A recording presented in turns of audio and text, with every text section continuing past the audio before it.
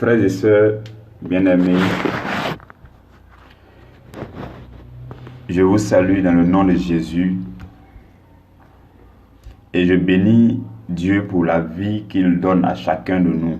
Nous venons de finir un week-end et nous entamons une nouvelle semaine. C'est par la grâce de Dieu que nous franchissons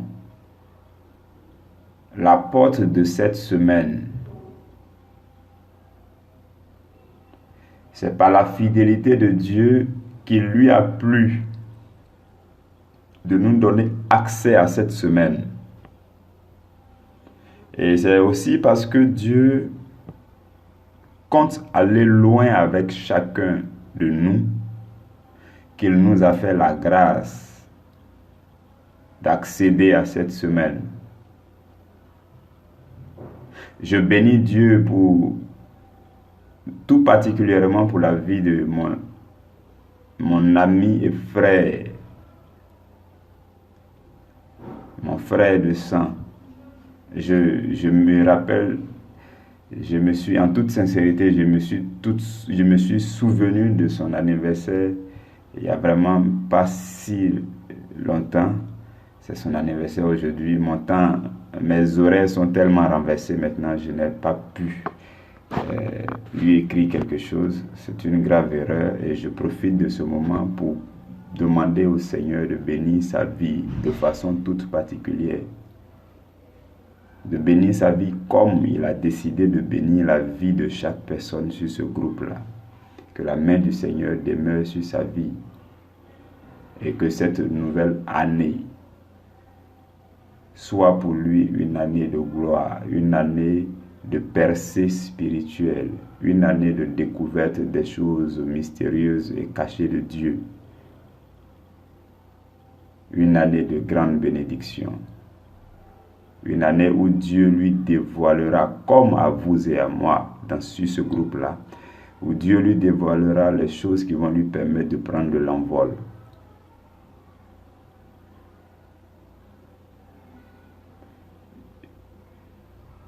Je bénis Dieu pour sa vie, pour la vie de mon frère Mamadou Karamoko. Que le Seigneur te bénisse là où tu te trouves en écoutant ce message. Sache que ton frère te porte dans le cœur, comme le Seigneur Jésus souhaiterait qu'on porte chacun dans son cœur. Je veux bien y parvenir comme lui-même il te porte dans son cœur. Mais sache que je te porte quand même à ma manière, autant que je le peux dans mon cœur. Et je porte tout le monde sur ce groupe-là dans mon cœur. Devant le Seigneur, je ne manque pas d'adresser des prières pour chacun de vous. Je lui rends toute la gloire. Je bénis la vie de chacun. Et que Dieu continue de réaliser dans la vie de chacun ce que lui-même il a prévu. Ce que Dieu veut réaliser dans ta vie pour que tu sois sauvé. C'est tout ce que je demande à Dieu de réaliser dans ta vie. Ce que Dieu souhaite réaliser dans ta vie pour que tu puisses avoir un impact sur ton entourage, un impact positif. Pour que tu puisses remplir pleinement la mission que Dieu t'a confiée. C'est tout ce que je te souhaite dans ta vie. Ce que tu dois faire, ce dont tu as besoin pour que ta vie, ton âme soit sauvée. Tous ceux qui te coûtent cher, que tu aimes, tous ceux pour qui tu pries, pour que leur vie soit arrachée des mains de l'ennemi, pour que les griffes de Satan soient cassées autour de leur vie, pour que vous soyez nombreux à parvenir au salut éternel. Que le Seigneur réalise ces choses dans ta vie et dans ma vie, au nom de Jésus. Nous entamons une nouvelle semaine et je prie que la grâce du Seigneur demeure sur chacun de vous, frères et sœurs. Je le demande tout particulièrement au Seigneur. Et j'implore sa grande miséricorde, sa fidélité. Il est saint, il est magnifique, il est glorieux, il est merveilleux. Il nous aime plus que nous ne le pensons. Il nous aime au point où, frères et sœurs, il connaît chaque chose sur nous. Il connaît chaque constituant de notre corps, de notre âme et de notre esprit. Il nous connaît, il nous aime. Il nous a d'ailleurs connu le premier, il nous a aimé le premier. Et il continue de nous aimer. Il ne manque pas de déléguer ses anges pour venir nous réveiller au petit matin. Il ne manque pas de réinjecter en nous le souffle de la vie au réveil. Il ne manque pas de bénir nos journées. Il ne manque pas de nous accorder la protection qu'il faut partout où nous nous déplaçons. Frères et sœurs, voyez comment cet amour est grand. Il est le Dieu infiniment amour, merveilleux, glorieux, il est puissant. Et je prie que sa puissance demeure sur la vie de chacun. Que son esprit soit avec chacun de vous tout au long de cette semaine. Que le Seigneur vous garde, qu'il vous protège. Parce que vous avez décidé déjà par la foi de terminer cette semaine. Le Seigneur vous fera terminer cette semaine avec joie, gaieté de cœur, avec une pleine santé. Si quelque chose que ce soit troublait votre vie, le Seigneur ôtera cela de votre vie cette semaine au nom de Jésus. Si quoi que ce soit troublait votre existence, par la main du Seigneur et par la puissance du nom de Jésus-Christ, je déclare que cette chose sortira de votre vie cette semaine au nom de Jésus. Je le déclare par la foi en Jésus-Christ, pas parce que je l'ai pu par mes propres forces, mais parce que je crois en la puissance du nom de Jésus. Je déclare que cette semaine sera utilisée par le Seigneur pour vous rendre de plus en plus meilleur. Je déclare que cette semaine, partout où vous passerez, la lumière de Christ sera resplendie. Partout où vous passerez, les hommes vous regarderont. Les gens autour de vous se poseront la question de savoir quel est votre secret. Parce que voyant la lumière de Jésus-Christ briller autour de vous, frères et sœurs dans le Seigneur, que la grâce de Dieu repose sur chacun. Que la joie de Dieu habite en chacun de nous. Peu importe les circonstances, la Bible dit « Réjouissez-vous dans le Seigneur ». Et Paul répète pour dire « Je vous le répète, réjouissez-vous dans le Seigneur ». Nous n'avons qu'à nous réjouir dans le Seigneur. C'est tout ce que le Seigneur nous demande. Et il nous en donne la force. Dieu ne demande jamais ce dont nous ne pouvons pas être capables. Si Dieu nous demande de ne jamais nous inquiéter, c'est parce qu'il est possible de ne pas s'inquiéter. Si Dieu nous demande d'être toujours dans la joie, c'est parce qu'il est possible d'être toujours dans la joie. Si Dieu nous demande d'avoir la foi, parce que dans Hébreux chapitre 11, verset 6, il est écrit « Or, sans la foi, nul n'est agréable à Dieu ». Si Dieu nous demande d'avoir la foi pour lui être agréable, ça veut dire qu'il est possible que nous ayons la foi. Voilà pourquoi, frères et sœurs, en toute confiance dans le Seigneur, nous devons nous abandonner à Dieu. Nous abandonner entièrement à lui pour qu'il conduise nos vies. Et je déclare que cette semaine est ta semaine d'intimité avec le Seigneur. Je déclare que cette semaine est la semaine où l'Esprit de Dieu vient t'envelopper de façon toute particulière pour te conduire. Il va venir te proposer continuellement, sans cesse durant cette semaine, pour que tu deviennes meilleur, deviens meilleur, deviens meilleur, deviens... Sans cesse, il va le répéter. Frères et sœurs dans le Seigneur, je prie que la grâce de Dieu demeure sur ta vie. Que la main de Dieu demeure tendue sur toi. Que ta vie à attire l'attention de Dieu pour que tes sujets de prière qui sont déjà montés vers lui, le Seigneur lui-même prenne la pile des dossiers et qu'il y retire ton dossier, qu'il traite ton dossier de façon toute particulière cette semaine au nom de Jésus. Parce que tu as décidé de t'accrocher au Seigneur, parce que tu l'aimes, parce que tu le cherches avec ardeur, tu l'écoutes, tu as soif de le découvrir. Pour cela, je demande au Seigneur dans le nom de Jésus-Christ qu'il t'accorde sa présence, son intimité, la découverte de ses secrets pour que tu prennes ton envol. Et cela commence cette semaine au nom de Jésus. Je commande à toute puissance des ténèbres, tous les plans que Satan avait déjà agencés contre ta vie cette semaine, de là où je me trouve et de là où tu es en train de m'écouter, je déclare que ces plans sont détruits dans le nom de Jésus. Toute mort prématurée que Satan avait programmée dans ta famille, je lui déclare que le Seigneur nous a donné un minimum de 70 ans à vivre. Que cette mort prématurée s'éloigne de tes parents, de tes proches, de tes amis, de tes connaissances dans le nom de Jésus. Je déclare que tout esprit mauvais qui a été mandaté, à qui il a été remis une feuille de route, pour venir porter atteinte à ton âme cette semaine, je lui déclare par la puissance du nom de Jésus-Christ de faire fausse route, de retourner là où il est quitté. Et je lui rappelle que sa place c'est l'enfer et qu'il aille en enfer au nom de Jésus afin d'attendre son maître Satan en ce lieu. Parce que nous avons été déjà prédestinés à la vie éternelle au paradis céleste. Qu'il te laisse tranquille cette semaine, que son plan n'aboutisse pas. Je détruis sa feuille de route dans le puissant nom de Jésus-Christ de Nazareth.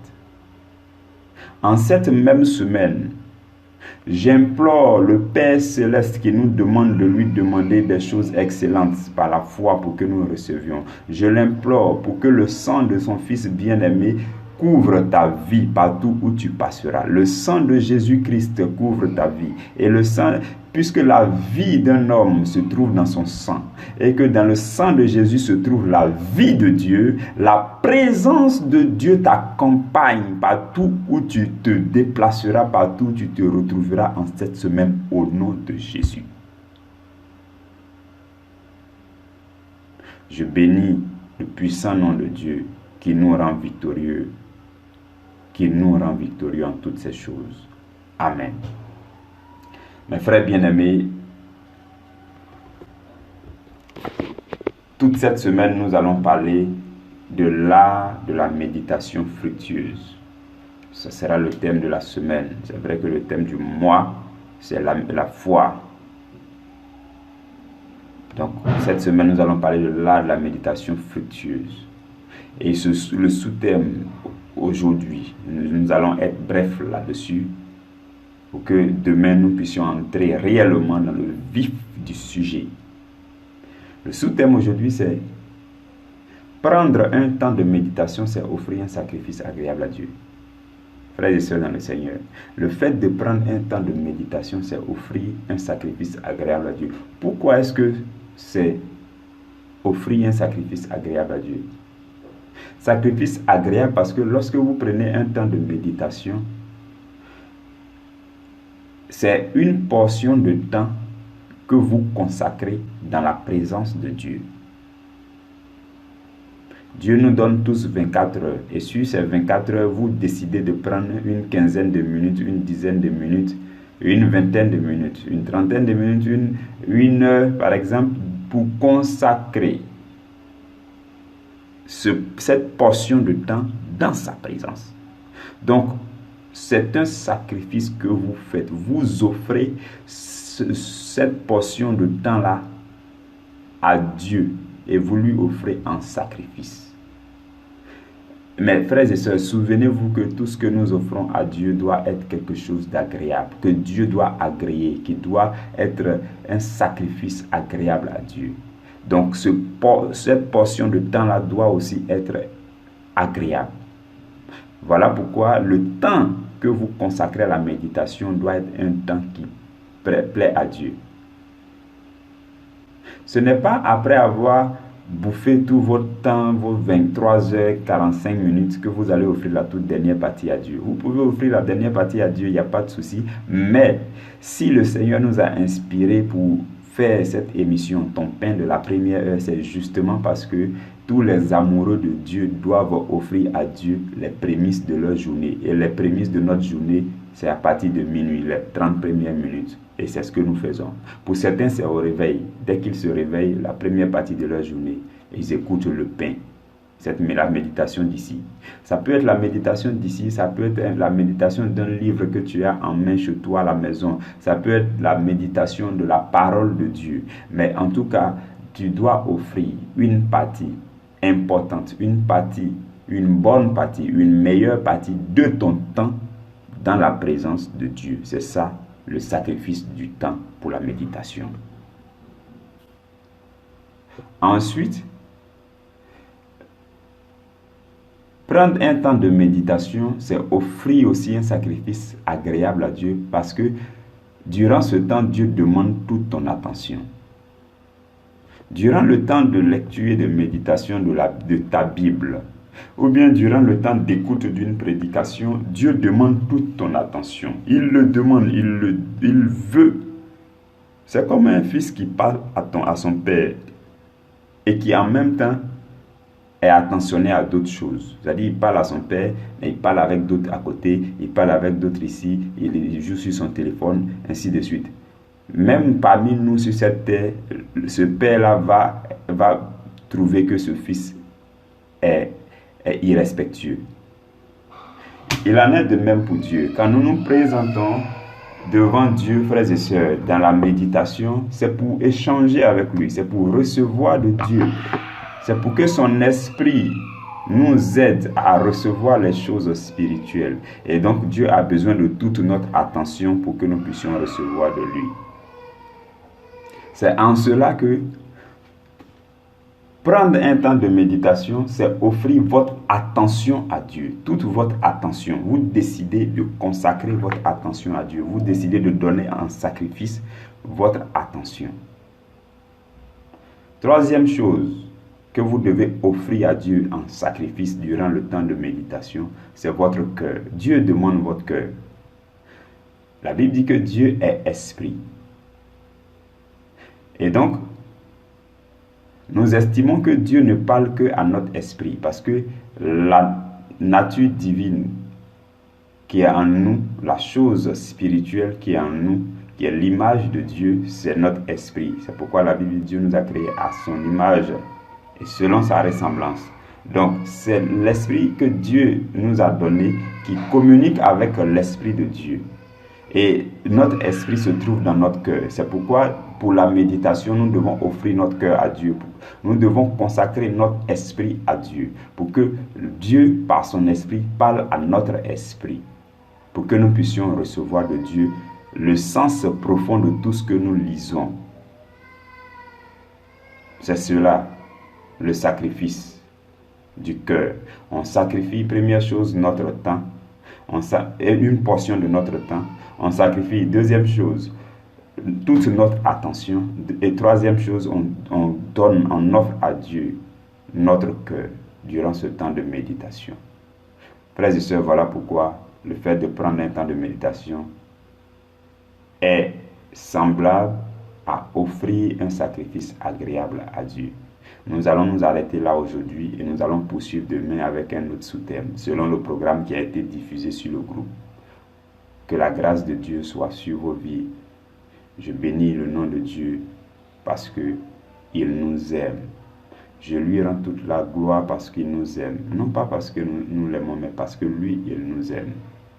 Parce que notre amour n'est pas pur, n'est pas 100% pur. Par contre, lui, son amour pour nous est pur, grand, infini. Que la main de Dieu demeure sur vous. Nous nous retrouvons demain. Nous avons pris un peu de retard aujourd'hui pour commencer.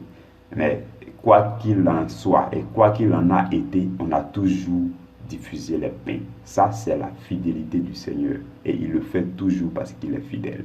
Depuis avril, il en est ainsi. Je bénis le puissant nom de Jésus qui demeure fidèle pour nos vies. Que la grâce de Dieu repose sur vous. Nous nous retrouvons demain, dès la première heure. Amen.